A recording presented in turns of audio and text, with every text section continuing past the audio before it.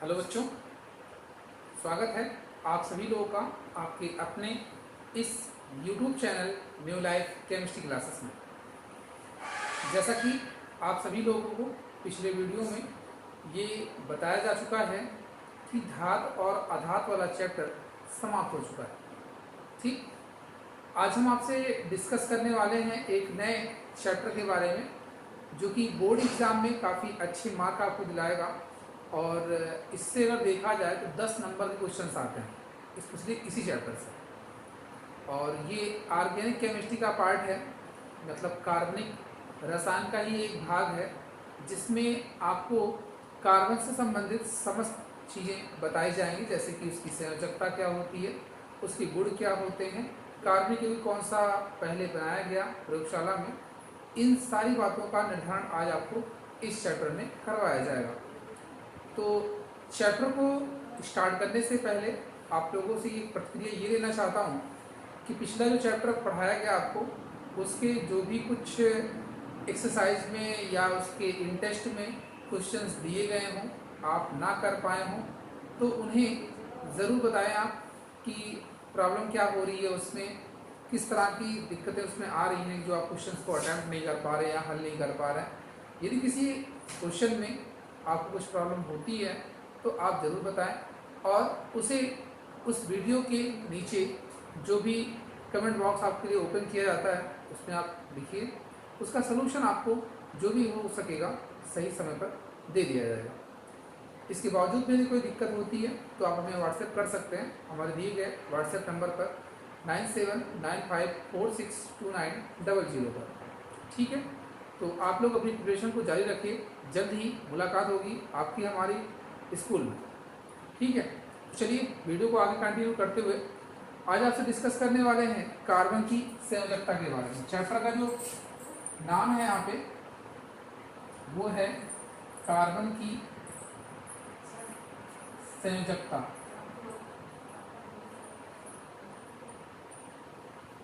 Valency of carbon. ये carbon रसायन का एक पार्ट है जो कि बहुत ही इम्पोर्टेंट है। आपके हाई स्कूल स्तर पर तो है ही, साथ ही साथ आप जैसे ही अगली क्लास में इंटर करेंगे तो वहाँ पर ये चीज़ें आपको मिलेंगी ऑर्गेनिक केमिस्ट्री के नाम से, एक अलग बुक के नाम। एक नया पार्ट आपको वहाँ पे बताया जाएगा इसका। तो सबसे पहले हम बात ये करेंगे कार्बनिक रसायन होता क्या है। कार्बनिक रसायन क्या होता है पहले इस पर डिस्कस करते हैं आपसे। तो जो कार्बनिक रसायन बताया जाता है आपको, रसायन विज्ञान की वह शाखा जिसके अंतर्गत रसायन विज्ञान की वह शाखा जिसके अंतर्गत कार्बन और उसके यौगिकों का अध्ययन किया जाता है कार्बनिक रसायन कहलाता है। समझा? रसायन विज्ञान की वह शाखा जिसके अंतर्गत कार्बन और उसके यौगिकों का अध्ययन किया जाता है कार्बनिक रसायन कहलाता है। ठीक है, जो उसके यौगिक होते हैं अर्थात कार्बन के यौगिक को आप कार्बनिक यौगिक कहते हैं। कार्बन के यौगिक को कार्बनिक यौगिक कहते हैं। ठीक है, बात यहाँ तक समझ में आई आपको।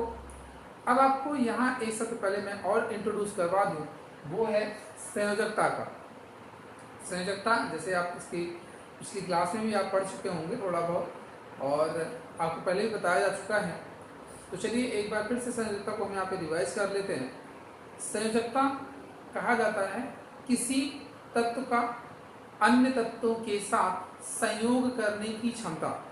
किसी तत्व का अन्य तत्वों के साथ संयोग करने की क्षमता को संयोजकता कहते हैं। ठीक है, संयोजकता शब्द को सर्वप्रथम प्रयोग करने वाले जो वैज्ञानिक थे वो फ्रैगलैंड नामक, कौन? फ्रैगलैंड नामक वैज्ञानिक थे जिन्होंने संयोजकता शब्द को सर्वप्रथम प्रयोग किया हुआ था। अब हम बात करते हैं यहाँ पे कार्बनिक यौगिक की। जो कार्बनिक यौगिक प्रयोगशाला में सबसे पहला कार्बनिक यौगिक जो कि प्रयोगशाला में बनाया गया वो था यूरिया।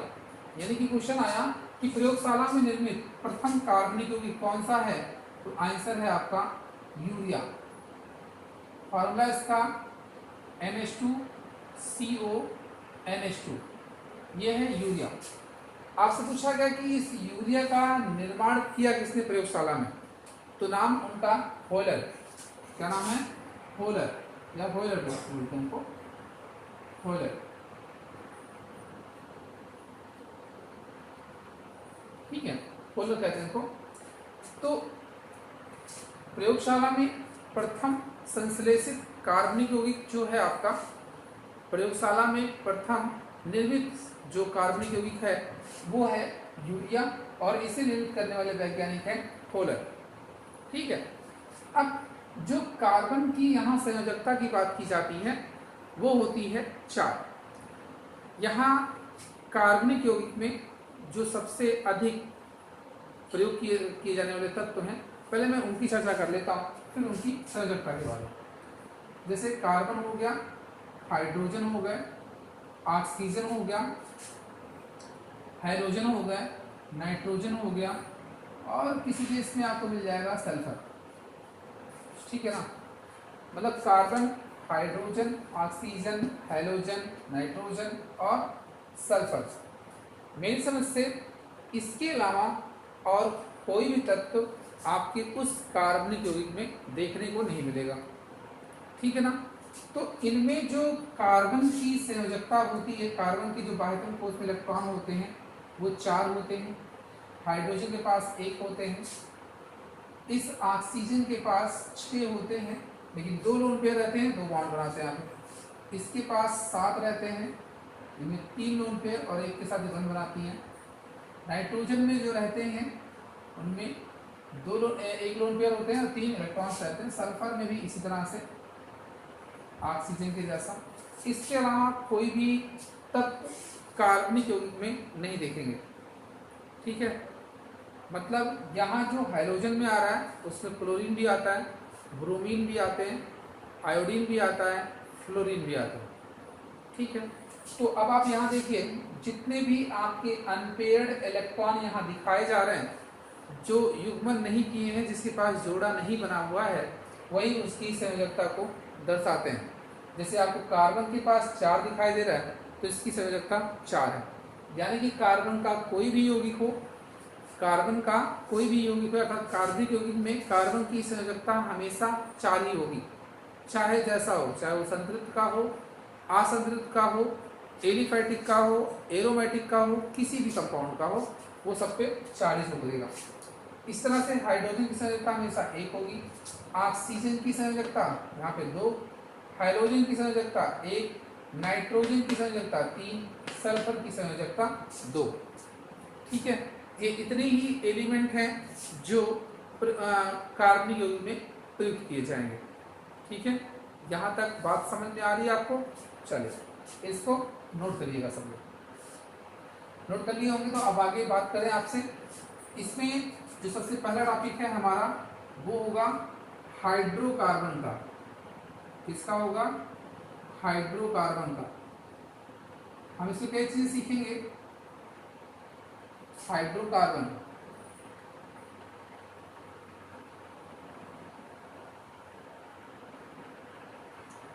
अब देखिए हाइड्रोकार्बन क्या कहता है यहाँ पे, इसकी डिफिनेशन क्या बोलती है। हाइड्रो का अर्थ होता है हाइड्रोजन, और कार्बन का मतलब कार्बन होता ही है। कहा यह जाता है ऐसे कार्बनिक यौगिक जो केवल हाइड्रोजन और कार्बन से मिलकर बने होते हैं। ऐसे कार्बनिक यौगिक जो केवल कार्बन और हाइड्रोजन से मिलकर बने होते हैं वे हाइड्रोकार्बन कहलाते हैं। समझ रहे हैं ना आप? क्या कहा आपने?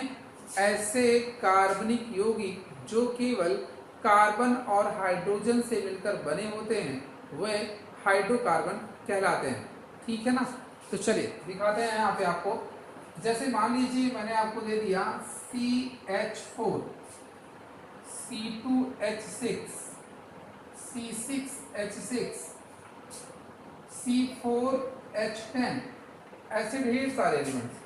इनमें क्या दिख रहा है आपको? केवल कार्बन और हाइड्रोजन दिख रहे हैं। तो जब आपके यौगिक केवल कार्बन और हाइड्रोजन द्वारा बने हुए हो तो उन्हें आप क्या कहते हैं? हाइड्रोकार्बन।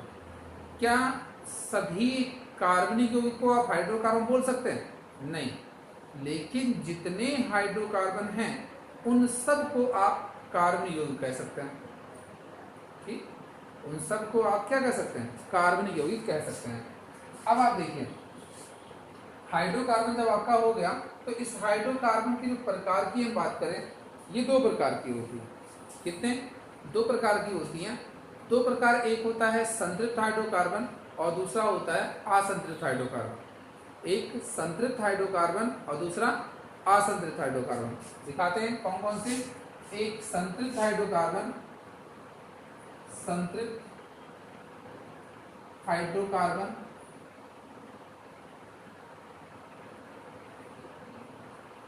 दूसरा है असंतृप्त हाइड्रोकार्बन।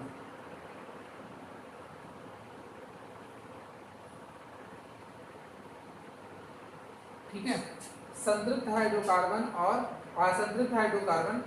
यदि मैं इनकी बात करूं तो पहले मैं एक्सप्लेन करूंगा यहाँ पे संतृप्त हाइड्रोकार्बन को। मतलब हाइड्रोकार्बन मेरा दो ढंग का है, एक है संतृप्त हाइड्रोकार्बन और एक असंतृप्त हाइड्रोकार्बन। अब बात करते हैं कि संतृप्त हाइड्रोकार्बन किसे कहेंगे। तो कहा जाता है ऐसे हाइड्रोकार्बन जिनमें कार्बन की चारों संयोजकताएं एकल बंध द्वारा पूर्ण होती हैं।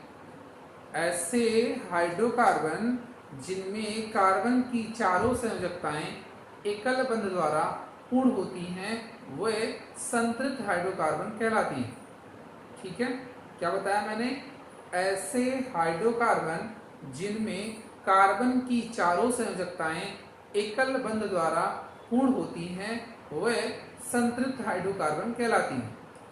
इसी संतृप्त हाइड्रोकार्बन को हम एल्केन भी कहते हैं।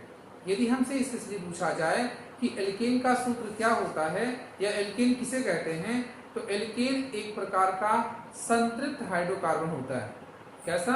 संतृप्त हाइड्रोकार्बन होता है। अब बात आती है कि अगर स्पेशली आपसे कह दिया जाए कि आप एल्केन को परिभाषित कीजिए, तो आप ये लिखेंगे ऐसे संतृप्त हाइड्रोकार्बन जिनकी श्रृंखला में कार्बन कार्बन के बीच एकल बंध उपस्थित होता है। ऐसे संतृप्त हाइड्रोकार्बन जिनमें उनकी श्रृंखला में कार्बन कार्बन के बीच एकल बंध उपस्थित होता है। ठीक है, कार्बन कार्बन के बीच में अगर एकल बंध उपस्थित होता है तो आप उसे कहेंगे संतृप्त हाइड्रोकार्बन, और साथ ही साथ उस संतृप्त हाइड्रोकार्बन को आप एल्केन भी बोलते हैं।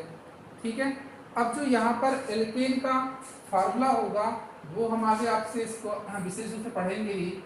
इसका यहाँ पर CnH2n+2 होता है। CnH2n+2 होता है, जहाँ n क्या होता है? परमाणुओं की संख्या को व्यक्त करता है। इसकी परमाणुओं की संख्या को व्यक्त करता है। तो CnH2n+2 ये किसका है? एल्कीन का सूत्र, जहाँ n परमाणुओं की संख्या को व्यक्त करता है। चलिए इसको भी आगे हम फिर से पढ़ेंगे एक बार। फिर बात करते हैं यहाँ असंतृप्त हाइड्रोकार्बन की। इसकी परिभाषा क्या बोली जाती है? ऐसे हाइड्रोकार्बन जिनमें कार्बन कार्बन के बीच द्विबंध या त्रिबंध उपस्थित होते हैं वे असंतृप्त हाइड्रोकार्बन कहलाते हैं। ऐसे हाइड्रोकार्बन जिनमें कार्बन कार्बन के बीच द्विबंध या त्रिबंध उपस्थित होते हैं उन्हें आप क्या कहते हैं? असंतृप्त हाइड्रोकार्बन कहते हैं। ठीक है ना? जैसे एक श्रृंखला दी जाए, उसमें कार्बन कार्बन के बीच में द्विबंध आ जाए या कार्बन कार्बन के बीच में त्रिबंध आ जाए, तो आप उसे बोलेंगे क्या? असंतृप्त हाइड्रोकार्बन कहेंगे। अब बात आती है कि असंतृप्त हाइड्रोकार्बन कितने प्रकार के होते हैं? तो ये दो प्रकार के होते हैं। एक होता है आपका एल्कीन और दूसरा होता है एल्काइन। एक एल्कीन, दूसरा एल्काइन। एल्कीन की डिफिनेशन क्या बोली जाएगी, ये देखते हैं। एल्कीन की डिफिनेशन ये कहती है कि जब असंतृप्त हाइड्रोकार्बन में ऐसे असंतृप्त हाइड्रोकार्बन जिनमें कार्बन कार्बन के बीच एक द्विबंध उपस्थित होता है। क्या होता है? कार्बन कार्बन के बीच में द्विबंध उपस्थित होता है, तो उसे आप एल्कीन कहते हैं। आपने ये जो कहा ऐसे असंतृप्त हाइड्रोकार्बन जिनकी श्रृंखला में कार्बन कार्बन द्विबंध उपस्थित होता है वह एल्कीन कहलाते हैं। और एल्कीन का जो सामान्य सूत्र होता है वो CnH2n होता है। CnH2n होता है जो एल्कीन का है। और यहाँ n बराबर 2 के लिए आपको ये रखना होता है, जहाँ आप कार्बन कार्बन के बीच में द्विबंध दिखा सकते हैं। तो यहाँ इस फार्मूले पे n बराबर 2 से स्टार्ट करेंगे, यहाँ n बराबर 1 से स्टार्ट कर सकते हैं। अगला जो होगा हमारा एल्काइन का क्या फार्मूला होगा, डिफिनीशन। अब तो आपको पता ही चल गया होगा भाई, असंतृप्त हाइड्रोकार्बन में आपने कहा नहीं था 2 और 3 बंध हो, 2 और 3 बंध हो। तो जब 2 और 3 बंध होंगे तो 2 बंध वाले को क्या बोल दिया, एल्कीन। तो अगला 3 बंध वाला बचा, उसे क्या कहेंगे, एल्काइन कहेंगे। तो क्या कहा आपने, ऐसे असंतृप्त हाइड्रोकार्बन जिनमें कार्बन कार्बन के बीच त्रिबंध उपस्थित होता है। कितने त्रिबंध उपस्थित होते हैं वो कहलाते हैं एल्काइन। और इसका सूत्र होता है CnH2n-2, CnH2n-2। यहाँ एल्काइन में n बराबर 1 के लिए कोई भी कंपाउंड ज्ञात नहीं होता है या नहीं बनता है। यहाँ पे आप n का मान 2 से प्रारंभ करेंगे, ठीक है। तो चलिए, ये तो डिफिनीशन आप जान गए। अब जो द्विबंध और त्रिबंध आपका बन जाएगा तो उनके बीच में कब कौन सा बंध होता है इसकी चर्चा हम आपसे करेंगे। कब कौन सा बंध होता है इसकी चर्चा आपसे करनी है। आइए, मैं आपसे कह रहा था अभी कि भाई जब कार्बन कार्बन के बीच में सिंगल बॉन्ड होता है या कार्बन और अन्य परमाणु के बीच में अगर सिंगल बॉन्ड होता है तो वहां पर आप कहते हैं कि सिग्मा बंध है। कौन सा बंध है, सिग्मा बंध है।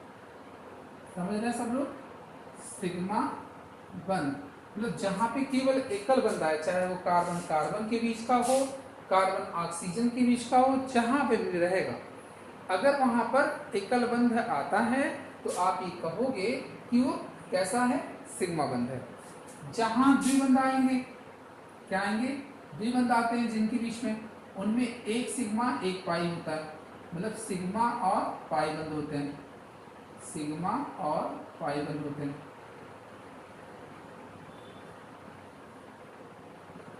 मतलब एक सिग्मा और एक पाई होगा, समझ लेना। अब ऐसे ही अगर वहां पर ट्रिपल बॉन्ड आ जाए, क्या आ जाए, ट्रिपल बॉन्ड आ जाए, इस तरह से कार्बन कार्बन के बीच में क्या आ जाए, ट्रिपल बॉन्ड आ जाए, तो इसमें एक सिग्मा क्या होगा, एक सिग्मा होगा, यहाँ लिख देते हैं, कार्बन कार्बन के बीच में ट्रिपल बॉन्ड हो तो इसमें एक सिग्मा तथा 2 पाई बंध होते हैं, 2 पाई बंध होते हैं, ठीक है ना। क्या कहा आपने कि ऐसे जब कंपाउंड कोई दिए जाएं जहां कार्बन कार्बन के बीच में एकल बंध हो या कोई भी अन्य परमाणु हो, जहां पर एकल बंध बनता है तो वहां पे आप क्या कहोगे कि वो सिग्मा बंध है, ठीक है। जहां पर द्विबंध होगा उसमें एक सिग्मा एक पाई होगा, एक सिग्मा और एक पाई होगा। जहां त्रिबंध होगा उसमें एक सिग्मा 2 पाई होंगे, ठीक है। अब बात आती है कि इन बंधों में मजबूत कौन होता है सबसे ज्यादा। तो जो सिग्मा बंध होते हैं वो हेड टू हेड ओवरलैप करते हैं, मतलब शीर्ष से शीर्ष अतिव्यापन होता है उनका। तो जब वो ऐसे जुड़े रहते हैं काफी मजबूती के साथ ऐसे, तो सबसे मजबूत जो बंध होता है वो सिग्मा वाला बंध होता है।